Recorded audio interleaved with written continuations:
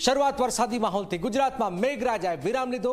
હાલમાં રાજ્યમાં ક્યાંય ધોધમાર વરસાદ નથી।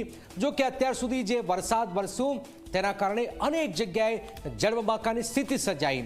હાલ મેઘરાજાએ વિરામ તો લીધો છે, પણ ફરી હવામાન વિભાગ અને આગાહીકાર અંબાલાલ કાકાએ વરસાદની આગાહી કરી છે।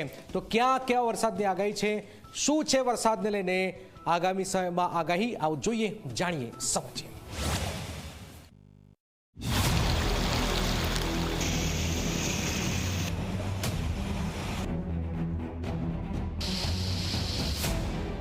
ગુજરાતમાં મેઘરાજાએ થોડો વિરામ લીધો છે, પરંતુ હવે ફરી એકવાર વરસાદની આગાહી કરાઈ છે।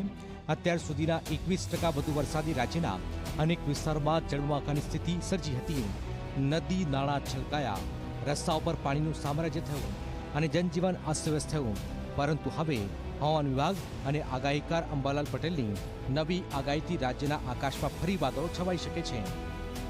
હવામાન વિભાગના જણાવ્યા મુજબ આગામી 7 દિવસ સુધી ગુજરાતના તમામ જિલ્લાઓમાં હળવાથી મધ્યમ વરસાદની શક્યતા છે। 4 થી 6 ઓગસ્ટ સુધી માછીમારોને દરિયો ન ખેડવાની સૂચના છે। આ દરમિયાન કોઈ મોટી સિસ્ટમ સક્રિય ન હોવાથી ભારે વરસાદની સંભાવના ઓછી છે।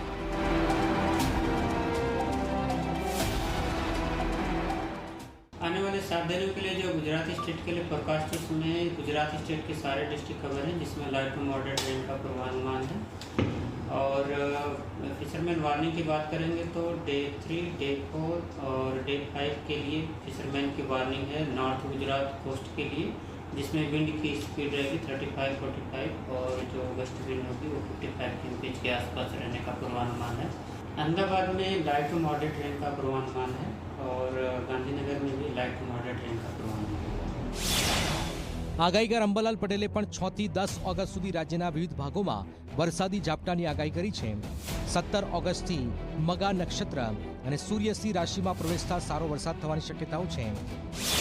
ખાસ કરીને 19 થી 26 ઓગસ્ટ દરમિયાન રાજ્યના ઘણા વિસ્તારોમાં સારો વરસાદ જોવા મળશે। જો શ્રાવણમાં ગરમી પડે અને ભાદરવામાં ઠંડી વાય તો પછી વરસાદ બહુ સારો આવતો હોય છે।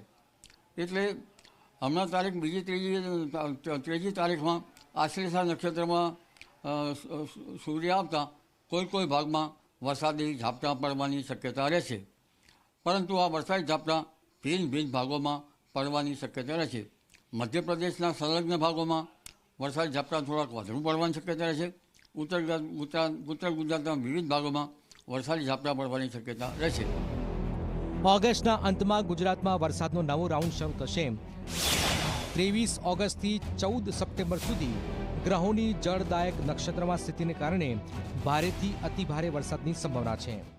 15 બાદ હવામાનમાં સારો પડતો આવવાની શક્યતા રહેશે અને તારીખ 18 થી 22માં રાજ્યના ભિન્ન ભાગોમાં સારો વરસાદ થવાની શક્યતા રહેશે। હમણાં તારીખ 6 ઓગસ્ટથી 10 ઓગસ્ટ દરમિયાન કેટલાક ભાગમાં વધુ વરસાદી ઝાપટા પડવાની શક્યતા રહેશે। આ સિઝનમાં અત્યાર સુધીમાં ગુજરાતમાં 21%થી વધુ વરસાદ નોંધાયો છે। સૌરાષ્ટ્ર કચ્છમાં 18%, જ્યારે ઉત્તર મધ્ય અને દક્ષિણ ગુજરાતમાં 23%થી પણ વધુ વરસાદ વરસ્યો છે। આગામી દિવસોમાં વરસાદની સ્થિતિ રાજ્યના ખેડૂતો અને નાગરિકો માટે નિર્ણાયક રહેશે।